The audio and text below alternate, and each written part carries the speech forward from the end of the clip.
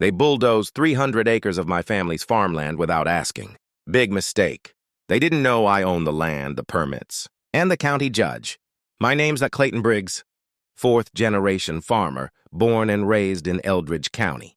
My family's land has fed this region for nearly a century, but a new HOA moved in.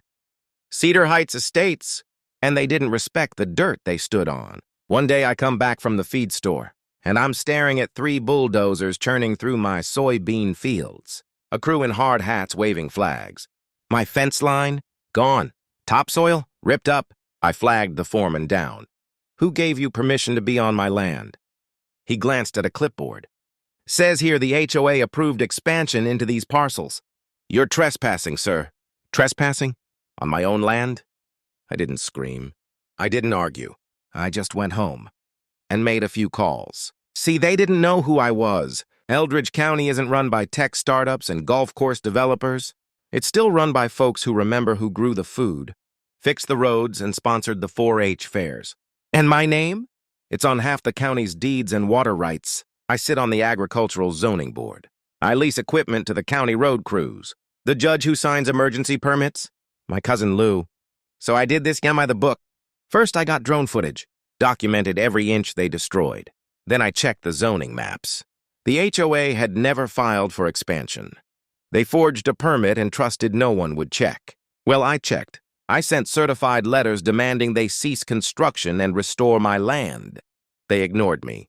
So I filed one lawsuit, then another, and another.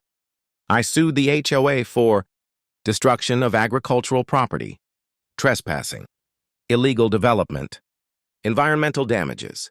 I added a federal claim for protected wetlands.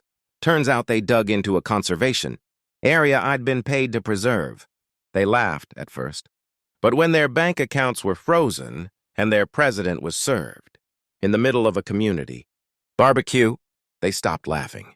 3 weeks later, a judge ordered the entire HOA project halted. Within a month, Cedar Heights Estates was all $4.3 million in debt. Their board resigned. The developers fled, and me, I bought the whole mess at auction for pennies. Then I did something they never saw coming. I converted the whole site into a community farm and wildlife sanctuary, named after my granddad. And yes, I made sure every ex-HOA officer got banned from entry.